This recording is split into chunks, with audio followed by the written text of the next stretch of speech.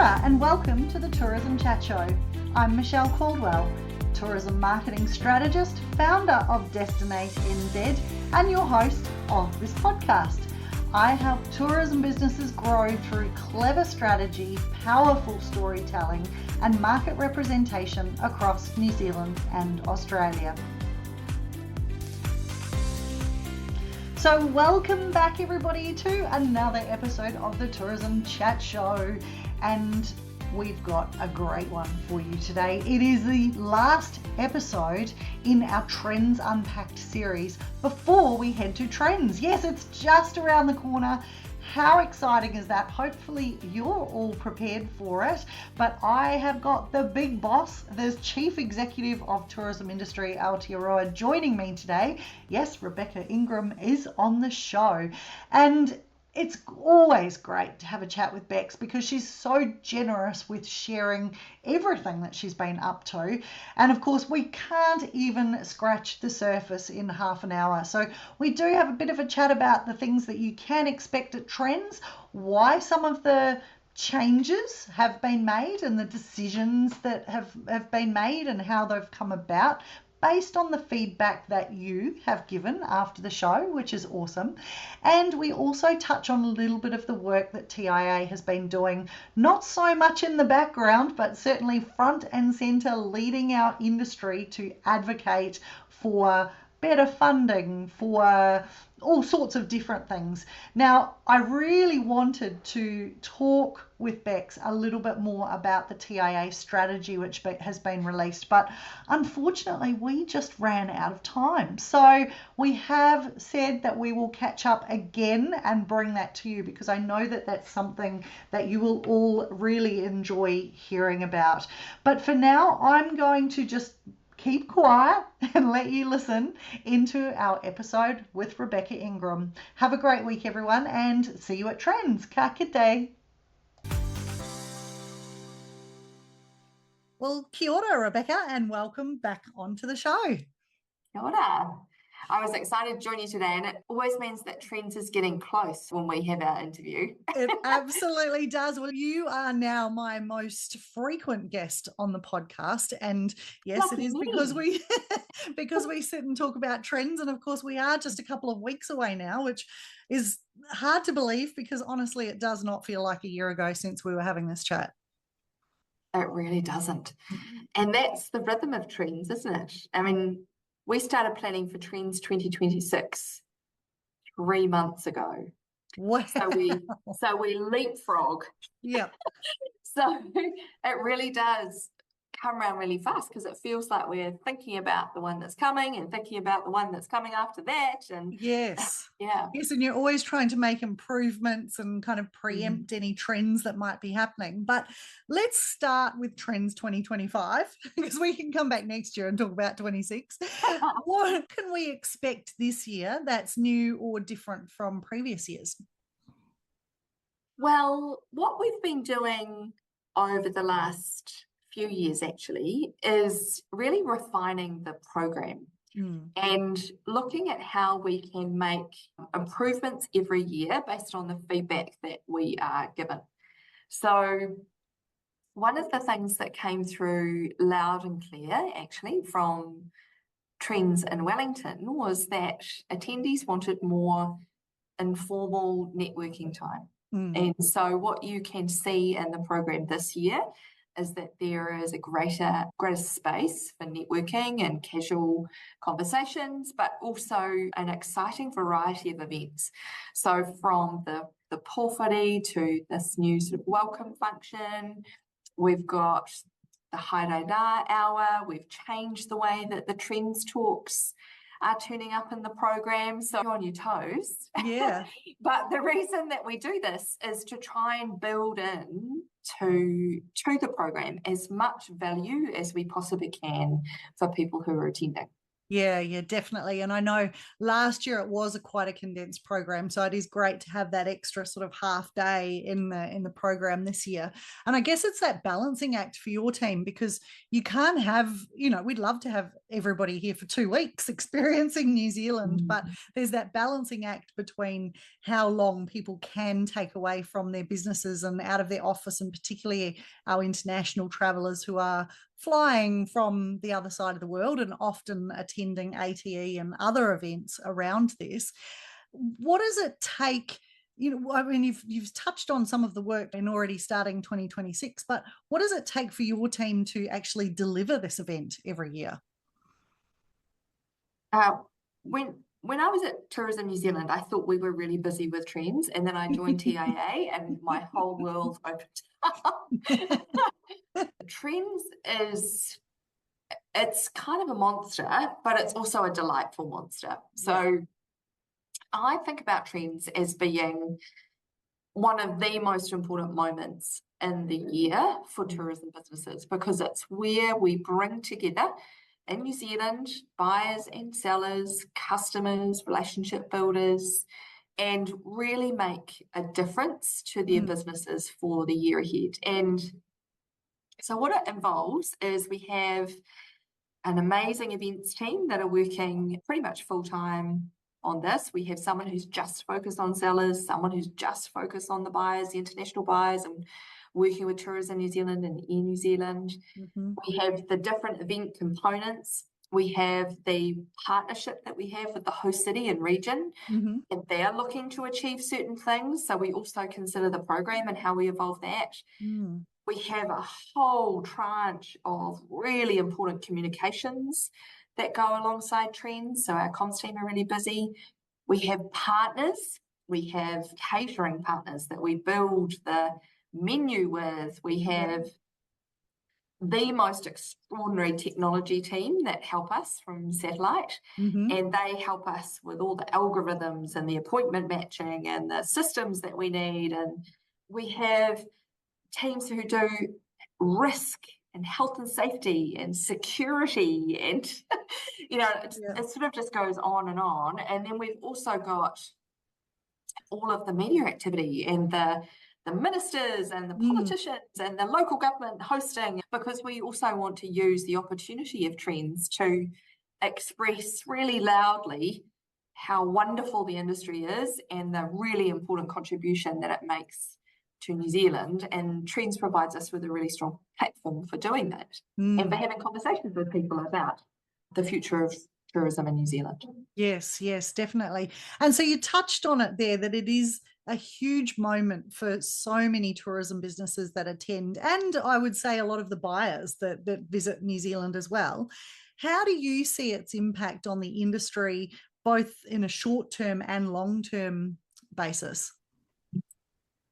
Well, we have, over the last couple of years, started to really dive more deeply into how do we measure the performance and impact of TRENZ. And it's actually one of the areas that we're going to ramp up even more over coming years, because I think it's really important that we can illustrate why coming to TRENZ is good for your business.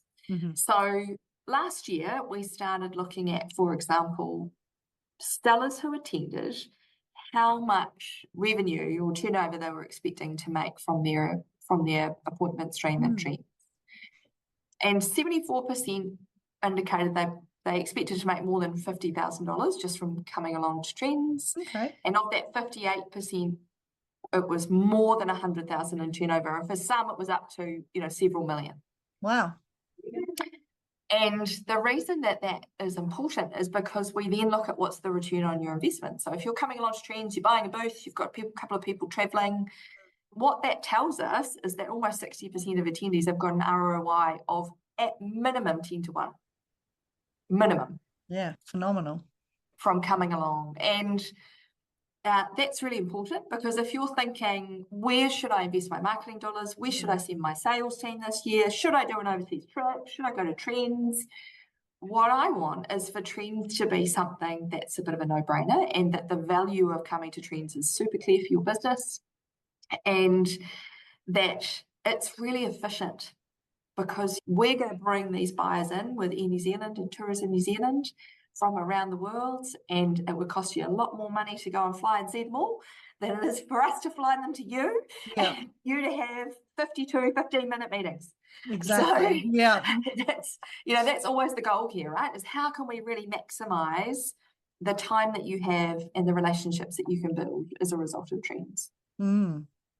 Yeah, it's really interesting because I often say that to people when they're weighing up whether they should be at TRENZ. And I said, you could just literally can't see the whole world like you can in a few days and wherever we are at TRENZ. But this year, obviously, Aotearoa. But yeah, it's just fabulous to have everybody come together in New Zealand, and then of course see the excitement around the familials that the buyers are doing, and particularly those who've never been here before or maybe visiting a region for the first time, and just seeing the excitement on their faces of what they've been able to do while they're in New Zealand, which is what we all love to sell, right?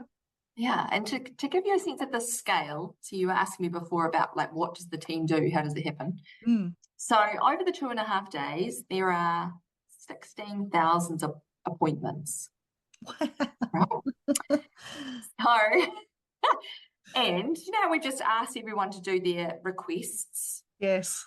There was 37,500 requests. So that's kind of a square peg in a round hole, right? Yep. So then what we do is we run all of these algorithms, and we put rules in, and we balance it all out to try and make sure that everyone who's coming gets the best possible match. And this year what we've been able to achieve is that 99.6% even of all mutual requests were achieved. Wow. Yeah. That's phenomenal. I know. So we are so proud of that. So, one of the things that people say is you're trying to improve TRENZ, and how do you do it? Yeah. We are doing massive heavy lifting behind the scenes to try and make sure that those 52 appointments for you are great, and that you've got a good match, and that you were mutually matching. The buyer said, I want to meet with them, that we made it happen. Yeah. And that took hours and hours. Oh, I could imagine. But that's why we do this, because we want it to be successful. We want you to have a great TRENZ. So, and I guess we talk a lot about the preparation, and obviously this series of podcast shows that we do around the preparation and how important it is to get ahead of the appointment schedule process, and to take your time to rank the people that you want to see and to reach out and make connections. And that's just a great example there of why we say that, because if 99.6% of mutual requests have been met, well, that's the challenge, isn't it, to get people to be requesting you as well. So that's phenomenal. Is the TRENZ system that you use, the TRENZ Connect, is that exclusive to us, or is that a program that is used around the world in other situations like this? No, we work with a partner, a New Zealand-based team, technology team, and they have created our satellite technology platform that meets our needs. Wow. So because it's vast, and also and we want it to be seamless. We want the technology to enable the relationships and the connections and the conversation and the business. We don't want it to get in the way of. Yes. And it's right down to the fact that we scan your pass on the way in. It's all connected, the whole lot. Yeah, it's pretty awesome. I know it's changed a lot when I think back to just a few years ago when I first started coming to TRENZ, and we'd get the big books printed with pages and pages of information about the people we were meeting with, and you'd lug around these big appointment Bibles, if you like, whereas now it's all on our phone and it's so easy. And even I think for the buyers, it even shows them where they need to go on the little map, doesn't it? So it's all very clever. It's really intuitive, and it also gives us real-time feedback. We can see how the appointments are going, and it's pretty awesome. So we're doing a lot of work on TRENZ at the moment to really improve what we call quality match. So have we got the right people, and are they meeting with the right people, and have we got the right mix of sellers, and the buyers saying they want more luxury product? how is that turning up and what are the trends and what's our new product that we want to showcase. And Yep. we're constantly thinking about it so that the industry gets the most out of this 2.5 days of appointments and 5 days of being together. Yes, yeah, absolutely. And how important is the survey? I mean, you guys send out a post-event survey and you look at all of that data that comes into you. I mean, I'm guessing that that's helping you form some of the changes and updates that you're doing each year. But how important is it to you that everybody fills that out? It's incredibly helpful to have feedback. So we've got a strategy for TRENZ. It's a 3-year strategy. We know what we're trying to achieve. How do we make sure the event's constantly evolving, that it's relevant, and that attendees are getting a lot of value out of it? And then we are utilising the information that we get from the survey, from the system, to be able to refine things further. And then this year we're actually doing another layer, which is we're doing an economic impact analysis. And so we're really looking at how insight and information can help us make this thing even better. And so the feedback really matters to us. And so if you are taking the time to fill out a survey, you can be absolutely confident that we're not just looking at the report, but we're diving into what you're saying because it matters to us. Yes. Yeah. Are there any little suggestions that have been made that you can think of that have been implemented that are slightly offbeat or a little bit off the wall type suggestions? Not off the wall. We pay a lot of attention to feedback around food, for example. So over the last couple of years, you may have noticed that we've really changed the way in which we're delivering our catering. We've got an amazing catering partner for a few reasons. One, sustainability is really driving how it is that we're serving the food and how we're thinking about it, how we're avoiding wastage, packaging, all of that. But also we're thinking about the nutritional value of the food. Yes. To make sure that we're giving you things that are going to help charge you through the day and still giving you the opportunity for a nice little snack here and there or a sugar hit if you need little one. Treat. But also making sure we've got lots of vegetables, good salads, vegan fruit and smoothies and things that are going to put you in a position to be able to get through what is quite a heavy program of business meetings, still feeling fresh and charged up and ready to go. Yes. Yeah, no, absolutely. Look, I'd love to touch on some of the other things that TIA is working on while we've got you on the show as well. So just before, there might be some listeners out there who are a little bit newer to the tourism world. Can you just give us a little bit of an overview of what exactly TIA does apart from TRENZ? Because I mean, even though that's a massive project for you, it's probably still just a little part of what you actually do, and why operators should care about being members of TIA. Yeah. So Tourism Industry Aotearoa is the business association for the tourism industry. So we are funded by tourism businesses, small and large, and there are about 1,250 tourism businesses that are part of the TIA community. And we do a variety of different things on behalf of the industry. We are really tasked with, though, and this is why members join TIA, leadership, policy and advocacy, great communications, and trends and insight and support. We do sustainability work on behalf of the industry through the Tourism Sustainability Commitment. We deliver events and we have a variety of member benefits. And what that means really is that we work on the industry's behalf to represent the industry in conversations with government, in conversations with council. We are an advocate for tourism. We are the people championing all the benefits of tourism to the general public and media. We run campaigns, and we are a kind of place, a hub for information. So if you're a tourism business, you should come to us, and we've got information around the sorts of things that you might need to know, or you might need to care about, or we run webinars. Maybe you're thinking, I don't know how I'm going to manage dynamic pricing. And we go, here's a webinar that can help you with that. Yeah. So our kind of goal really is to create an environment for our members where they're best prepared for the future that's coming. So by being a member of TIA, you've got us in your toolkit, and by having us in your toolkit, your business is going to be better and you're going to be better prepared for whatever's coming your way. And that's our goal. Awesome. And one of the things that's come up recently, which wasn't on the notes that I sent you to prepare for this recording, but hopefully you don't mind talking about it.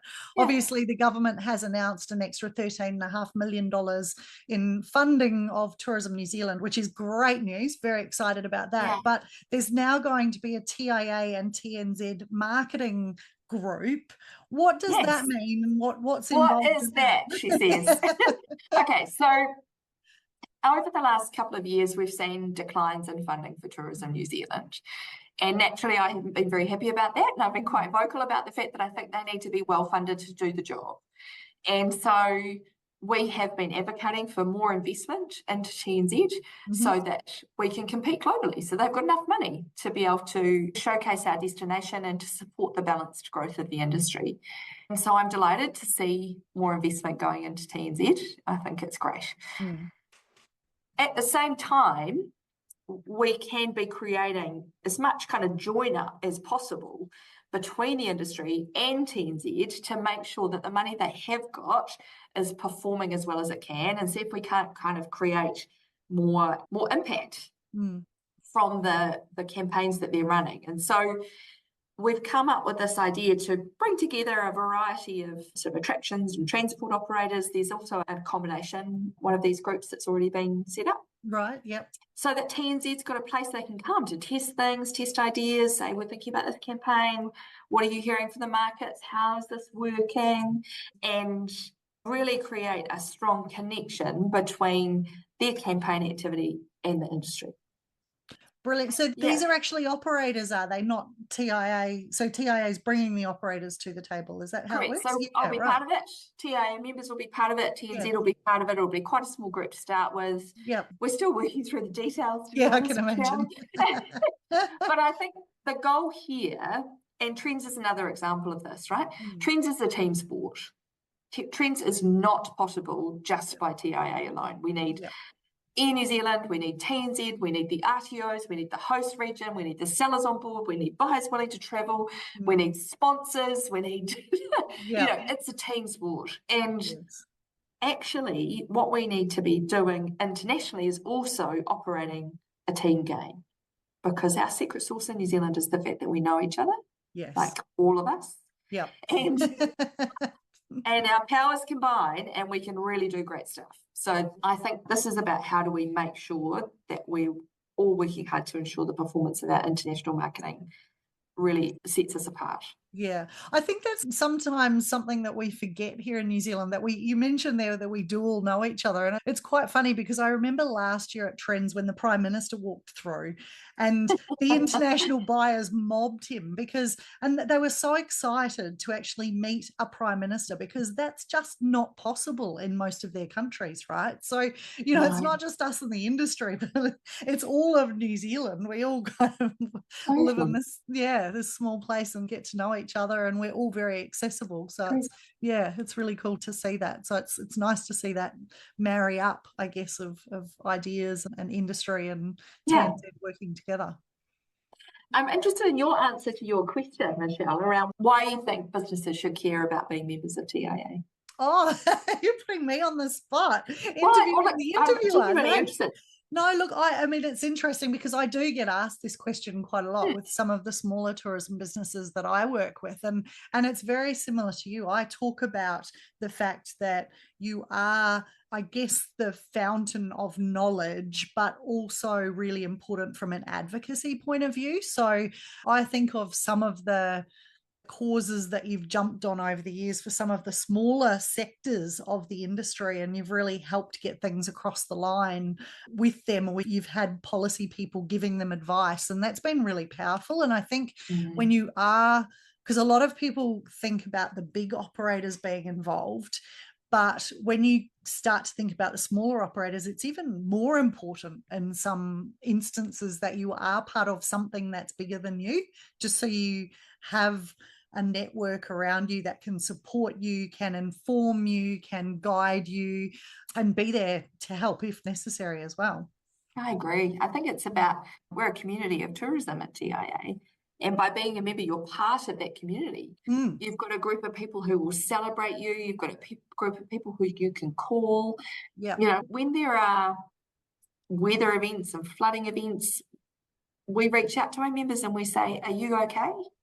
You know, like, so it's about having someone in your corner, but it's also about having a safe space you can lean back into when you need help. Yeah. And sometimes we've got members calling us saying, "Oh, look, you know, there's a lot of road stuff happening in our region, and I feel like I don't quite know what's going on, and it's not being communicated that well, and it's having an impact on my business. Can you help?" And we go, "Yeah, we'll get in touch with NZTA and say, could you do a bit more comms over here? There's a bit of confusion." Yes. Yeah. Or can we help you communicate to our members around what's going on? Concessions is another really good example. Yeah. Whether you're a big member or a small one, you might have a concession as part of your business, and we're in there with Doc, working with them to improve the concessions process to make it easier for you to get one. Yeah. And without us, those conversations wouldn't be happening, or they'd be happening at an individual business level as opposed to us getting involved to try and make a difference for everyone. Yeah, that's exactly right. And if you've got one of those concerns and you are a tiny business, it's very hard to be heard around a government table or even to get into your local MP sometimes. So it's nice to have the backing of an industry body that can come on behalf of multiple people. So that's right. Yeah. And also our scale gives us real credibility. So we've got 1,200 members. And so I can walk into the beehive and they know that I've got 1,200 businesses standing behind me. Yep. I might be one person in the room, but I'm there on behalf of. And my job is to express, you know, what's going on for our businesses. Recently, I met with Chris Pink, who's the Minister for Small Business.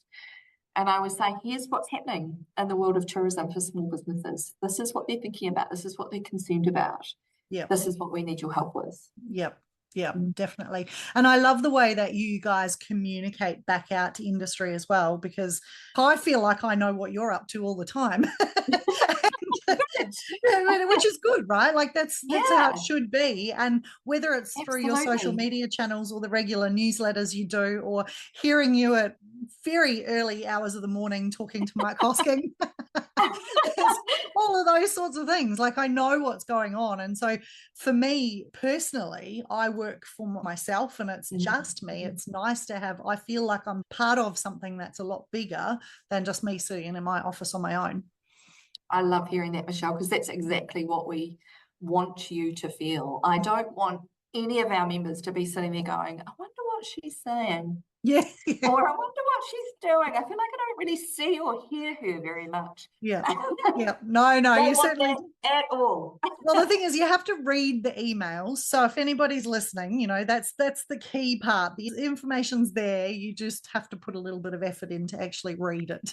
And then they'll know. Funny enough, you know, like our emails are going from strength to strength. So again, we track it, we look at, and we have a really high open rate, and it's jumped like 20% in the last 2 years. Yeah. So we've now got over 60% of everyone that gets those emails are opening them, which is amazing. Yeah. And just goes to show, you know, that what we're providing on a weekly, because we send it weekly, is useful. Yeah, well, it's the roundup of the week, isn't it? It's great. Friday, and you get your little update of what's happened, and if you've missed anything, all there for you. Yeah. Now, look, what about if we look ahead to the future and think about some of the opportunities? Because obviously in the last few years, we've been talking a lot about challenges coming out of COVID and all that sort of stuff. What gives you hope and excitement now for what's ahead for tourism in Aotearoa? Oh my goodness, I have hope and excitement all the time. And somebody asked me recently what it is that I get the most kind of joy from and energy, and it's two key things. One is I think the industry is full of amazing people, and I am forever inspired by the ideas and commitment of the people that work in tourism. There is something about our community of tourism that is full of values-driven, energetic, committed people. And that's totally my jam. Yeah. And I think what gives me enormous hope, and actually we've just been thinking about this for the speech that I will give at TRENZ, because I get to do a speech at TRENZ and a bit of a kind of state of the industry, is there's quite a lot happening at the moment in the world, let's be honest. Mm-hmm. And if you're like me, it's quite hard not to be reading it, engaging with it, trying to keep up with it. What on earth is happening next? Yeah. What does it mean for tourism? What does it mean for our economy? What does it mean for their economy? Yes. Yeah. It can be quite overwhelming, can't it? Quite overwhelming. But what it also brings home for me is that ultimately tourism is about people-to-people connection. Mm. And at a time like this, when things feel really uncertain, we can give someone an experience that's really meaningful, that will make them feel safe in the world, that might even change the way they think about something, because we have a really unique way of delivering tourism New Zealand, the manaakitanga we express, the katiakitanga that is infused in the way that we think about our place and how we operate here. And so I see enormous opportunity for the industry, but I also see, quite specifically at this time, I think there's a very unique place in the world for what we offer as a tourism destination. And that gives me an enormous amount of hope for the future. Nice. Yeah, I think you're right on that one. And before we finish up, if there's one message that you'd love every tourism operator to take away from this year's TRENZ, what would that be? I thought about this, and I think it's diversity is good. So there are a lot of different buyers that are coming to TRENZ this year. Yes. And you might have some in your appointment book that you weren't expecting, some people that wanted to meet with you that you didn't necessarily request. And I would just say, as a business, I think having some diversity is good. Not putting all your eggs in one market, thinking about the future and making sure that you're resilient and you've got a bit of flex and stretch is probably a good idea at the moment. Good advice. Well, look, thank you for joining me again. It's been great to catch up. I could keep going for an hour, but our listeners are probably on their way to work listening to this. And somebody said to me the other day that they love the length of these episodes because it literally takes them from their doorstep to their work doorstep. So that's perfect. Perfect timing. But no, it's been great to catch up, and all the best for the next couple of weeks leading into TRENZ, and obviously for the event itself. Looking forward to catching up with you there and everybody else that's going. It's going to be a fun week, no doubt. Kia ora, Michelle. Thank you for having me on, and I look forward to seeing you too. Absolutely. See you in Rotorua, everybody. Yes, see you in Rotorua. Ka kite. Ka kite. Well, that's it for another week of the Tourism Chat Show. Thank you for joining us today. And don't forget, if you've enjoyed this episode, please go back to the app that you're listening to us on and leave us a 5-star review. And you can also help by sharing it with all of your work colleagues and mates so they don't miss out on what's happening around the traps as well. And if your business is ready to grow its visibility in international markets or level up its marketing game, get in touch. Destinate NZ is here to help you shine. Have a great week, everyone. Ka kite.